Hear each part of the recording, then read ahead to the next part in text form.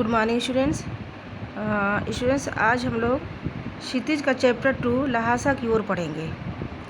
जबकि हमने ल्हासा की ओर पढ़ा दिया है अपने क्लास में, मैंने ये चैप्टर कंप्लीट कर दिया है, लेकिन अदर क्लासेस में ये चैप्टर पढ़ाए नहीं गए हैं, इसलिए मुझे फिर से पढ़ाना पड़ रहा है।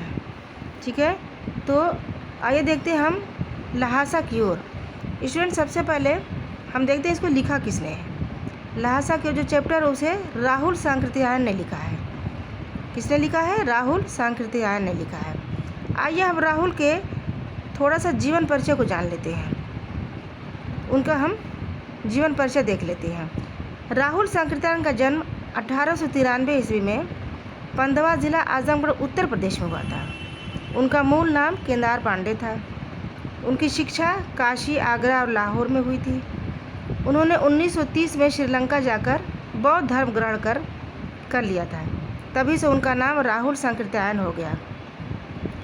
राहुल जी ने हिंदी, संस्कृत के अतिरिक्त पाली, प्राकृत, अपभ्रंश, तिब्बती, चीनी आदि भाषाओं का भी अध्ययन किया था। राहुल सांकृत्यायन की जो मृत्यु हुई थी 1963 ईस्वी में, 1963 ईस्वी में उनकी मृत्यु हुई थी।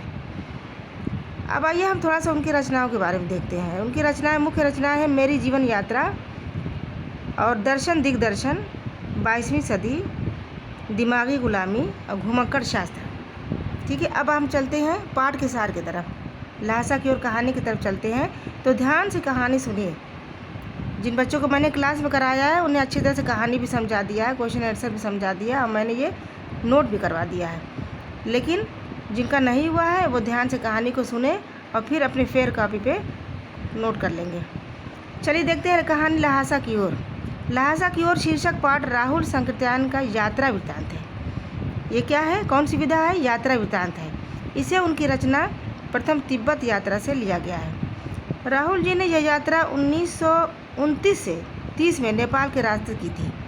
ल्हासा तिब्बत की राजधानी है और यह रास्ता बहुत ही दुर्गम था, पर राहुल जी ने इस यात्रा का वर्णन रोचक शैली में किया है। इस वर्णन से उस समय के तिब्बती समाज के बारे में पूरी जानकारी मिलती है। अब देखिए, नेपाल से तिब्बत जाने का पुराना रास्ता व्यापारिक के साथ साथ सैनिक रास्ता भी था। अतः वहाँ जगह जगह फौजी चौकियाँ और किले बने थे।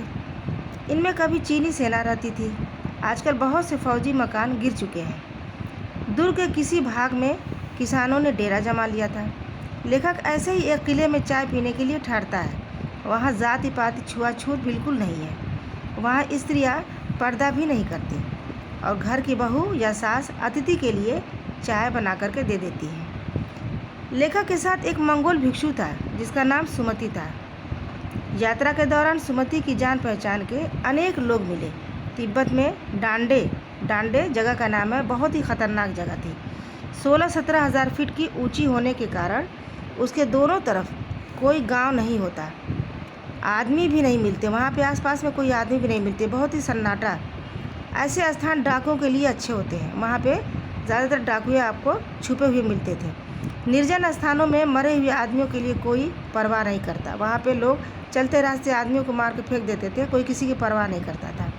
हथियार का कानून न होने के कारण यहाँ के लोग पिस्तौल, बंदूक बिल्कुल लाठी डंडे की तरह ले करके घुमा करते थे।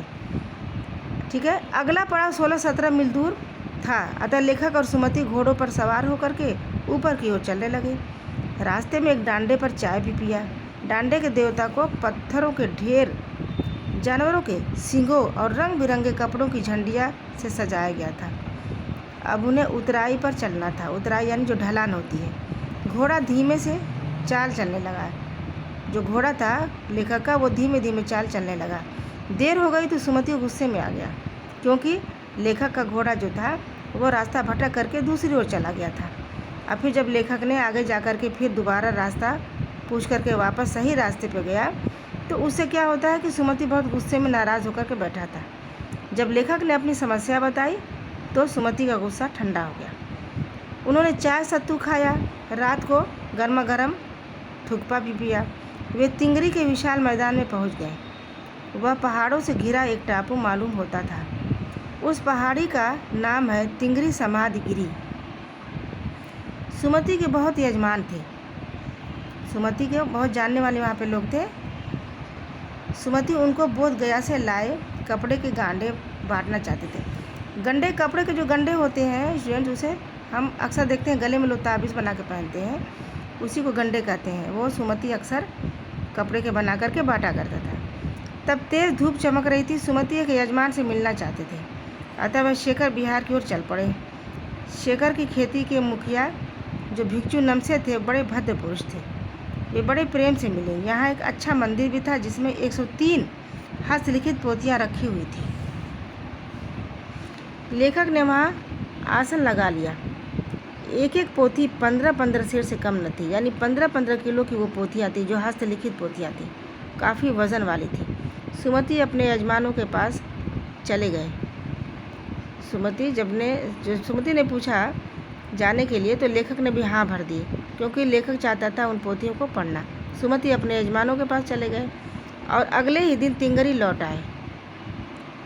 गांव वहाँ से दूर नहीं था, इसलिए वह दूसरे दोपहर में चले आए थे वापस। अब लेखक जो है उन पोथियों को पढ़ने में रमा हुआ था।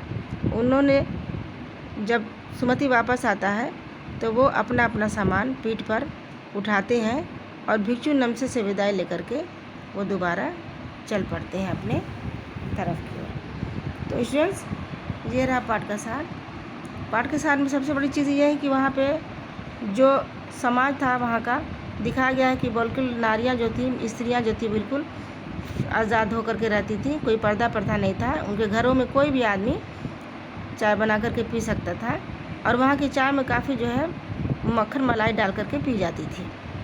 एक चीज़ थी वहाँ पे कि वहाँ पे कोई भी औजार का कानून नहीं था, किसी तरह का कानून नहीं था कि इंसान जो गोली बंदूक और लेकर के बिल्कुल लाठी डंडे की तरह घूमते थे, इसलिए वहाँ पे ख़तरा बना रहता था और लोग भिक्षुओं से हमेशा डरा करते थे। तो ये रहा आपका लासा की ओर चैप्टर का कथा का सार, और अगले वीडियो में हम क्वेश्चन आंसर पढ़ाएंगे। Thank you.